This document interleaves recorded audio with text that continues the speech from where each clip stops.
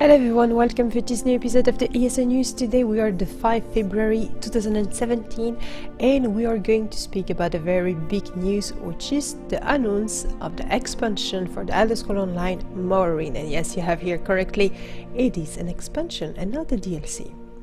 But Morrowind will not be the only subject. We will also speak about Homestead, class balance, seasonal event and much more. It's several months already that some information regarding the development of Varfendale area had been released on various websites and forums. We have talked about it even in those ESO news. So when Zenimax announced last week that Morrowind was the next expansion of the Elder Scrolls Online, people were not so much surprised by the subject of the expansion, but rather because it was an expansion. What an expansion mean, even if Zenimax call it a chapter and not an expansion, it is an expansion. An expansion is a lot larger than a DLC. It is supposed to be a lot larger than Orsinium was, have a lot more content, different game system, etc. This also means that you will have to pay for it if you want to have it. ESO Plus member will not have access to it with a subscription and you cannot purchase it with Chrome. The prices varies between €40 for the digital upgrade to €110 for the collector physical edition that includes a lot of goodies such as a book, a map and a dwarven. The community is a little bit upset about this change and we will talk about this in the second point. What can you expect in Morrowind? As I said, it's an expansion. That means there will be a lot of stuff. First of all, Varfendale. It's a full new area to explore with quests, probably some delves, some world bosses. They have not talked about it, but we can expect that there will be there a lot of stories and a lot of land to explore. It is also the full map of the game Morrowind that has been published 15 years ago that has been completely recreated in the Elder Scrolls Online engine. You will be able to revisit the place that you well known and you will see that this has changed. It has changed. Why? Because the story happened 700 years before the event that happened in Morrowind. So for instance, the city of Vivec is in construction and you do not have the eruption of the Red Mountain, so the lands will not be covered in ash. The zone is apparently huge. It's the biggest zone that has ever been created, a lot bigger than Orsinium is. And you can also expect to have new houses. So if you are a fan of Morrowind and if you have not much money or not much in-game gold, please be careful to save it for the release of Morrowind, because you will probably want to have one houses on Varfendale. An expansion also means a brand new story to explore and experience. We have no detail about the story itself, if it will be treated in the same way than the main story in the base game, by that I mean solo content, instanciate, etc., or if it will be quest in the world a little bit more like the main story of Orsinium, but it will be a story that is very exciting.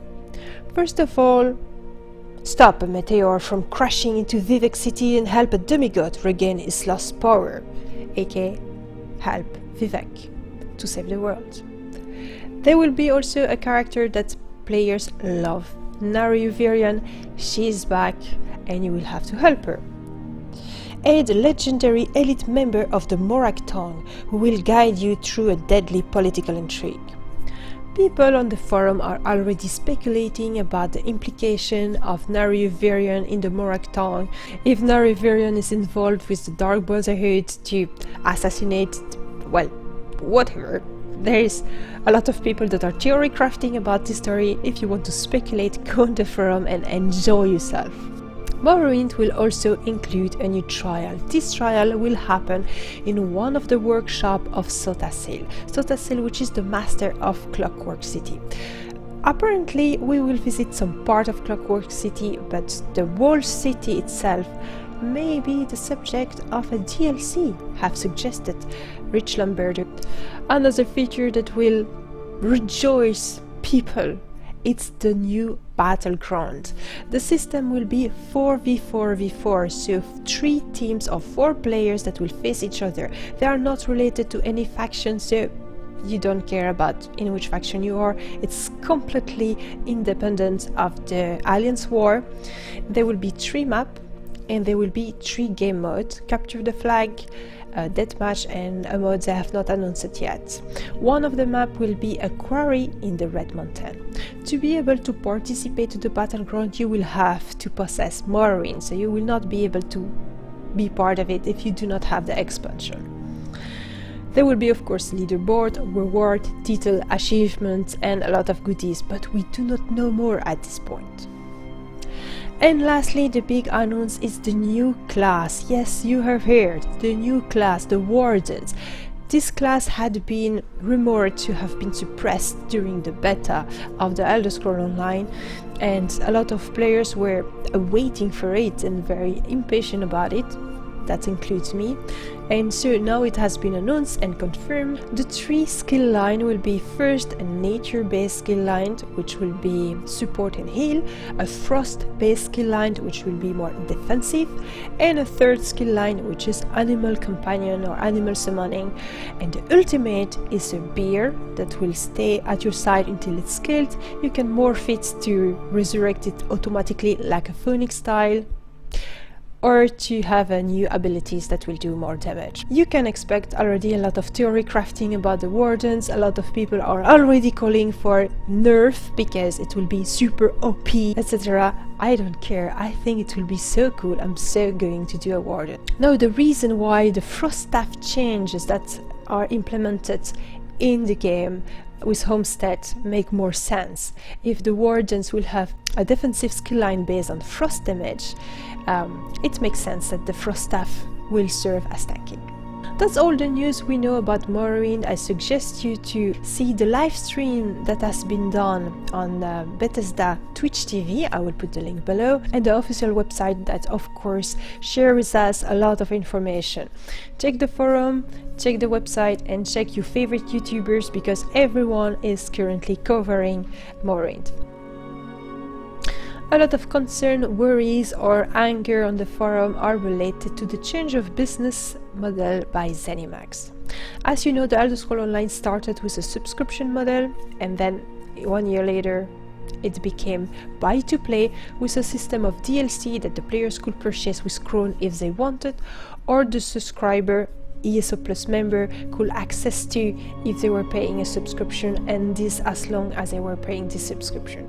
So to release an expansion, break this system and it enter in a completely new business model. So the ESO Plus member will not have access to every content that Zenimax is publishing because they will have to pay the expansion if they want to play it as everyone else. Zenimax had discovered that large content could not be created with the form of DLC. DLC are relatively small, and this excludes Imperial City and Orsinium because those were developed when Zenimax was still supposed to be a subscription. The DLCs they have created, like the Thief's Guild or the Dark Brotherhood or the Shadow of the East, are relatively small content. And so if they wanted to allow themselves to create big, large zone with large story arc and everything like that, they needed to provide something and be paid for it because it's too much work and resource to invest to give it away for free to ESO Plus member. So that's why they are creating now one expansion by year that they call chapter. So with this change, now you can expect a year to be like this. The first quarter you will have one DLC, the second quarter you will have one chapter, the third quarter you will have one DLC related to dungeon, and the fourth quarter you will have one DLC related to content. This of course includes quality life change, class balance, bugs fix, etc. like usual. A lot of players that are subscribers were not happy because they consider they were entitled to 4 DLC by year because that's what Zenimax announced it firsthand. It was not a promise, it was just the introduction of a model. Now the model is changing, the world is changing, change happens all the time, so players need to adapt themselves and reconsider if they find it worth it to subscribe or not. Some people may find that Zenimax is becoming greedy and they are you know, doing the crown crate, doing the motif in the crown store, doing all that kind of stuff, the mount costs more and more, etc, etc. That's another discussion. Someone on the forum wrote a very interesting forum post regarding this. It is Willie Nelson, and the post is called Morrowind expansion equal value finale.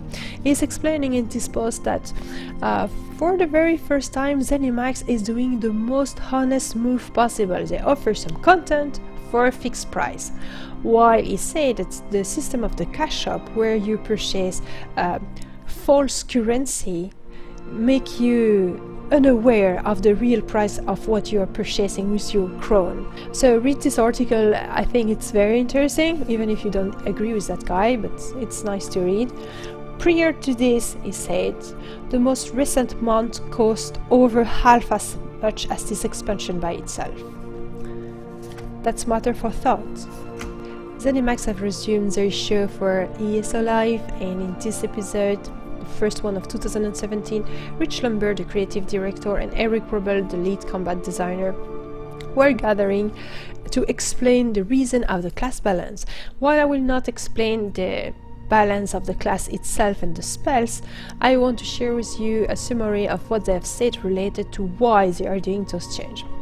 One of the improvements they are doing is to try to be more transparent with the players, and each patch note, not each of them, but some of them, will contain some developer comments to give more insight about the reason why those changes are being made.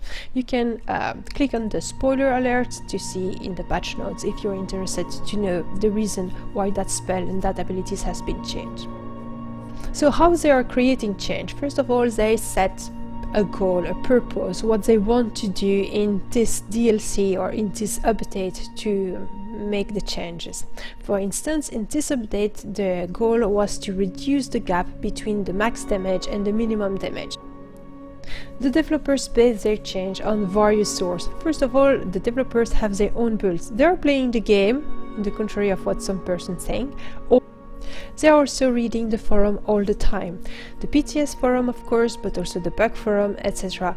In this PTS there had been a lot of player testing and a lot of feedback and a lot of constructive feedback. So the developers are really glad about it, and they had been able to explore, analyze, and make a lot of change because of the feedback you have given. So guys, this is really good. Continue to do so. Go on the PTS, test, and give your feedback. Why do they nerf and not buff every abilities? Here it's an explanation of Eric Robel that is very clear, and you will understand immediately why sometimes, even if they don't like to do it, nerf are needed. And if you think of things in terms of the abilities, in terms of a standard deviation, where most of the abilities are pretty close and in the middle and balanced to each other, but then there's a couple of outliers that are weaker than the other abilities, and there are a couple of outliers that are stronger than the other abilities. And generally what we do is we try to push everything down to this sort of middle point. So we'll do a couple nerfs and a couple buffs to, you know, the weakest and strongest things, right, to get them all to that center point. Because if we just buffed everything up to that point of the outliers, there's gonna be a few things that are end up being, a few things that are a little bit stronger, right? So then we got to push everything else up, right? And it's just going to keep getting pushed, and the global balance of the game is then shifting, because instead of just nerfing these 5 abilities, we had to buff every other ability in the game up to this level. And then you have to rebalance things like trials and exactly. And lastly, Zenimax want also to come up with new idea, new playstyle. That's why they come up with something such as the Frost Staff. It's to allow players to discover a new playstyle, try out new builds, do something different. They want the game to be very varied. It's not only play the way you want related to how to go do your quest or how to explore the world, but also how you want to build your character. More information about Homestead that will be released now. Yay! So, first of all, know that a Homestead contest will be created on Zenimax website. They are still tuning the rules and everything, so stay tuned for that. During the ESO Live, Philip Dravant and Mandy Parker, which are the system designer, were invited and explained the reason and how they created the housing system. First of all, they are all huge fan of housing in other games. They have experience in it, and what they wanted to do for ESO, it was to analyze all systems made by other games and see what will fit the best the Elder Scrolls Online, what will allow the players to express their creativity. For the crafting, they wanted to ensure that it will reward the old players, but also allow the new players to immediately dive in the new system. They explain also about the storage. A lot of players were complaining about their inventory filled with a lot of furniture. This was not a priority simply because a lot of the players, or the majority of the players that were complaining related to the storage were in fact not upgrading their bank and their inventory. So before to be stressed with the number of furniture in your bags, go upgrade your bag. You have several solutions. You can use in-game gold for it, or you can use Chrome.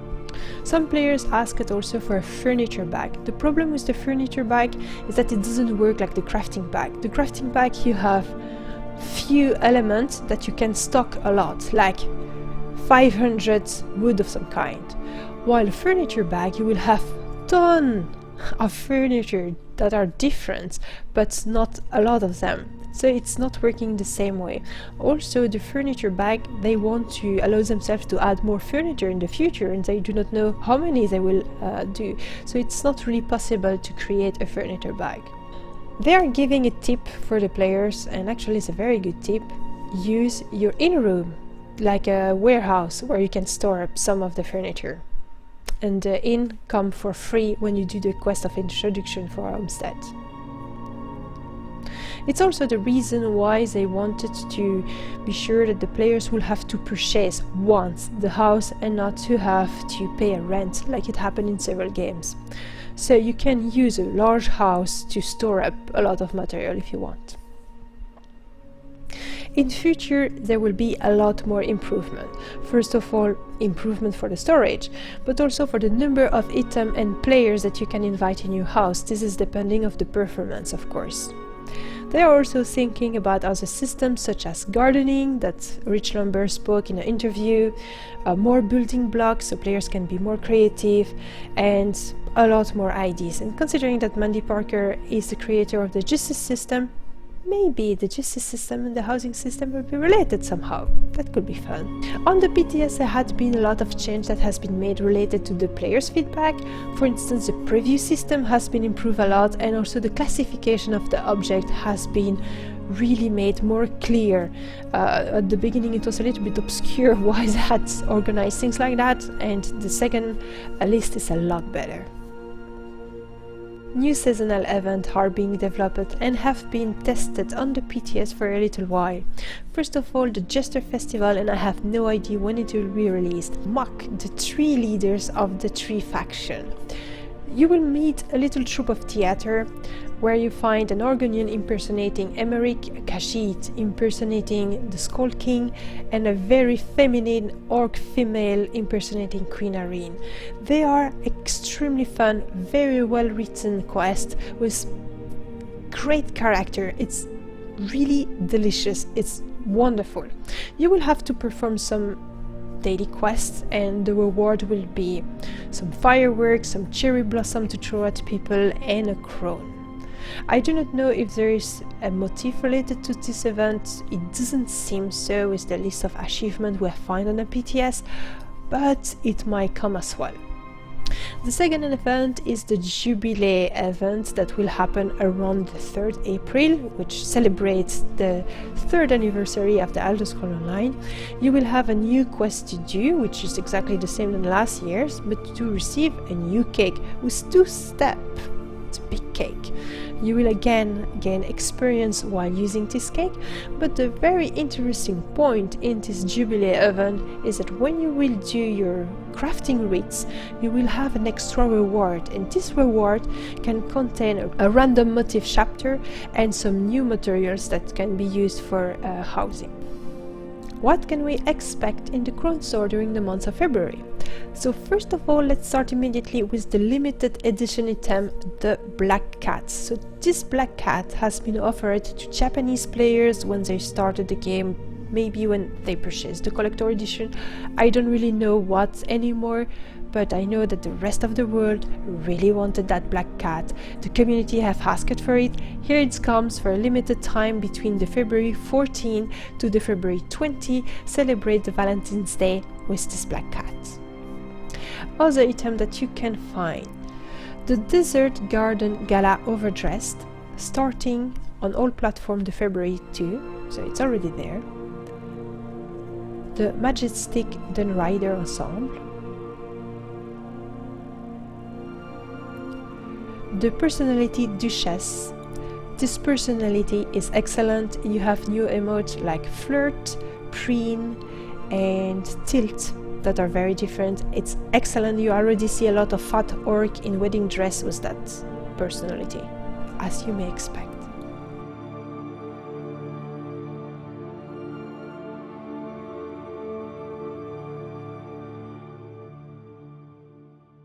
Some housing bundle: the Sidrolidic Parlor Pack,